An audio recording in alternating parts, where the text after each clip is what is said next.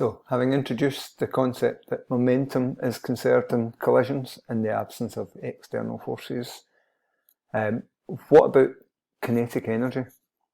Well, we know that energy is always conserved, but what we are aware of as well from work that we've done in that 5 is the idea that maybe the energy might change form. It might change into different types.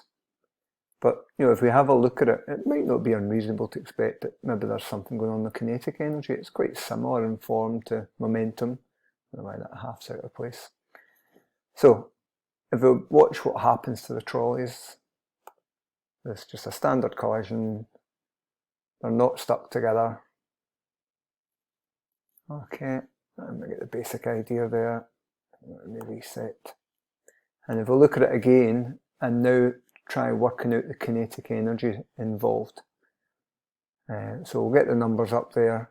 I'll play the simulation again so you can see the numbers correspond. So if you've got a 2 kilogram trolley moving at 3 meters per second, that gives you that kinetic energy there. And then afterwards, the 2 kilogram trolley is moving at 1 meter per second, while the 1 kilogram trolley is moving at 4 meters per second. And in this case, we can see that kinetic energy is the same before and after the collision. And basically we give this a special name. When kinetic energy is conserved, we call these elastic collisions. So that's the definition of an elastic collision. But it won't always be conserved. And so therefore collisions in which kinetic energy is not conserved we'll call inelastic. Now it might be tempting to think that all the collisions where the things don't stick together, where they bounce off each other, are elastic. That's not the case. Basically, if any collision involves other types of energy, then kinetic energy is not conserved. So if you have a collision that takes place and you get a loud noise from it, well, that's an indication that some sound energy is being produced, and therefore some kinetic energy will have been lost.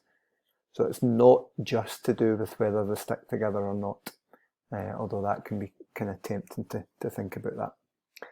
But any collision in which kinetic energy is conserved is called elastic, and one in which it's not conserved is known as inelastic. Okay, we do know that if they don't stick together, then kinetic energy will never be conserved, because there's always some energy involved in that process of them sticking together. But to prove that, we've still got to calculate kinetic energy before and after a collision to show that.